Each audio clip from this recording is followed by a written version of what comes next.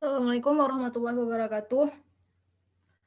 Kami akan mempresentasikan hasil kerja kelompok kami yang berjudul tentang ibadah. Anggota kelompoknya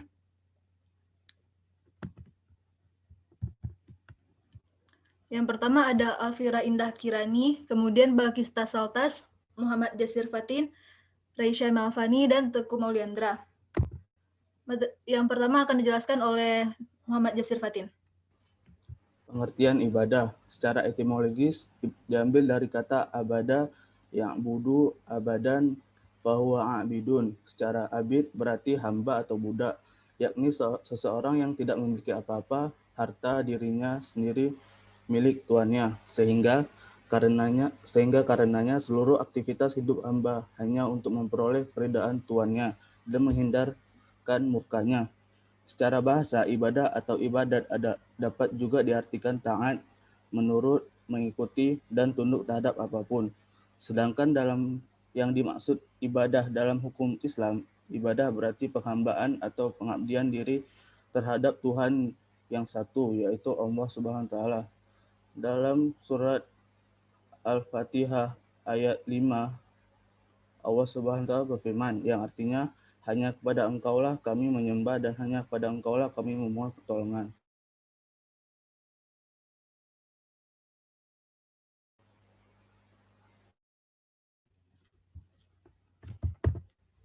Pembagian ibadah. Yang pertama dilihat dari segi umum dan khusus, ibadah dibagi menjadi dua, yaitu ibadah umum ialah ibadah yang mencapai semua aspek kehidupan, sedangkan ibadah khusus ialah ibadah yang macam dan cara melaksanakannya ditentukan oleh syarak. Ibadah khusus contohnya ada taharah, zakat, puasa, dan haji. Yang kedua dilihat dari tata cara melaksanakannya, ibadah dibagi menjadi 5. Yang pertama ada ibadah badaniyah, ya contohnya salat. Yang kedua ada ibadah maliyah, contohnya zakat.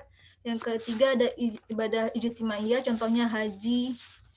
Yang keempat ada ibadah ijabiyah, contohnya tawaf. Yang kelima ada ibadah salbiyah, contohnya meninggalkan segala sesuatu yang diharamkan ketika sedang berihram.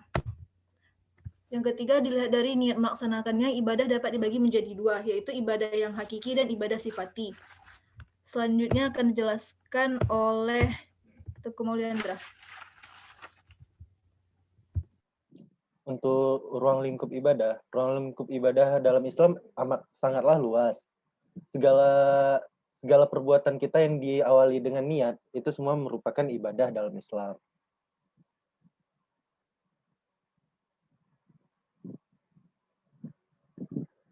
Untuk syarat-syarat tersebut ialah pertama, amalan yang dikerjakan itu hendaklah diakui dalam Islam, bersesuaian dengan hukum syarak dan tidak bersinggungan dengan hukum-hukum tersebut. Amalan tersebut dilakukan dengan niat yang baik dengan tujuan untuk memelihara kehormatan diri, menyenangkan keluarganya, memberi manfaat kepada umat lainnya, dan memakmurkan bumi sebagaimana yang dianjurkan oleh Allah. Amalan tersebut haruslah dilakukan dengan sebaik-baiknya. Ketika melakukan amalan tersebut, hendaklah senantiasa menurut hukum syarak, tidak menzalimi orang lain, tidak khianat, tidak menipu, dan tidak menindas atau merampas hak orang.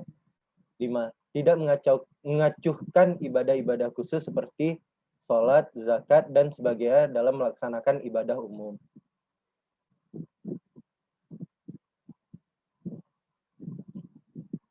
Untuk ruang lingkup ibadah yang dikemukakan oleh Ibnu Taimiyah, cakupannya sangat luas. Dapat diklasifikasikan semuanya menjadi beberapa kelompok, yaitu pertama, kewajiban-kewajiban atau rukun-rukun syariat seperti sholat, puasa, zakat, dan haji. 2. Yang berhubungan dengan kewajiban-kewajiban di atas dalam bentuk ibadah-ibadah sunnah, seperti zikir, membaca Al-Quran, doa, dan istighfar. 3. Semua bentuk hubungan sosial yang baik, serta pemenuhan hak-hak manusia, serta berbuat baik kepada orang tua, menghubungkan silaturahmi, berbuat baik kepada anak yatim, fakir miskin, dan ibnu sabil. 4. Akhlak insaniyah, yaitu bersifat kemanusiaan, seperti jujur, menjalankan amanah, dan menepati janji. 5. Akhlak rabbaniyah, bersifat ketuhanan, seperti mencintai Allah Subhanahu wa taala dan rasul-rasulnya, takut kepada Allah Subhanahu wa taala, ikhlas dan sabar terhadap hukum-hukumnya.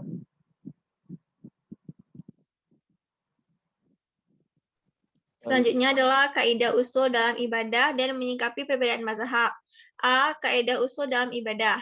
Sebagaimana hukum asal suatu ibadah itu adalah terlarang, maka demikian pula syarat-syarat ibadah dan tata caranya. Hukum asalnya juga terlarang dan tidak boleh ditetapkan kecuali jika ada dalil sahih dan sharih, yaitu dalil tegas yang menunjukkannya. Ibadah adalah bentuk penghambaan kepada Allah. Karena itu, hanya Allah saja yang berhak menentukan, meridhoi, dan juga mensyariatkan bagaimana ibadah seharusnya dilakukan. Menciptakan hal baru dalam ibadah yang tidak pernah dicontohkan oleh Nabi Muhammad merupakan suatu bentuk bid'ah, dan hal tersebut termasuk dosa besar.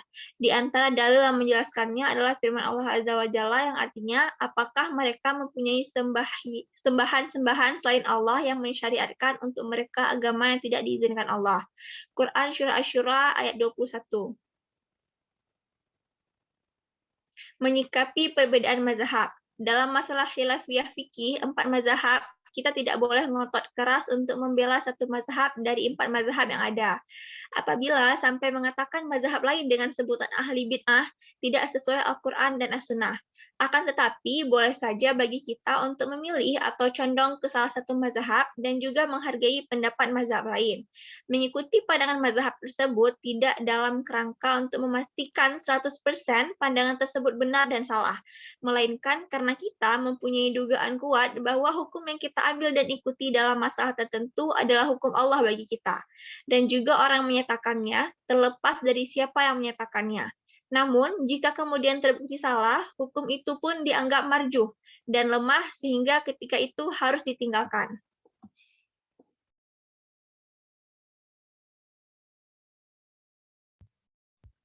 Syarat diterimanya ibadah. Jadi secara umum suatu ibadah akan diterima oleh Allah Subhanahu wa taala apabila memenuhi 2 syarat mutlak, yaitu yang pertama ikhlas karena Allah, yaitu seseorang beribadah kepada Allah taala dengan hanya mengharap keridhaannya dan pahalanya, tidak bercampur riya, sum'ah, dan tidak mencari perhiasan dunia.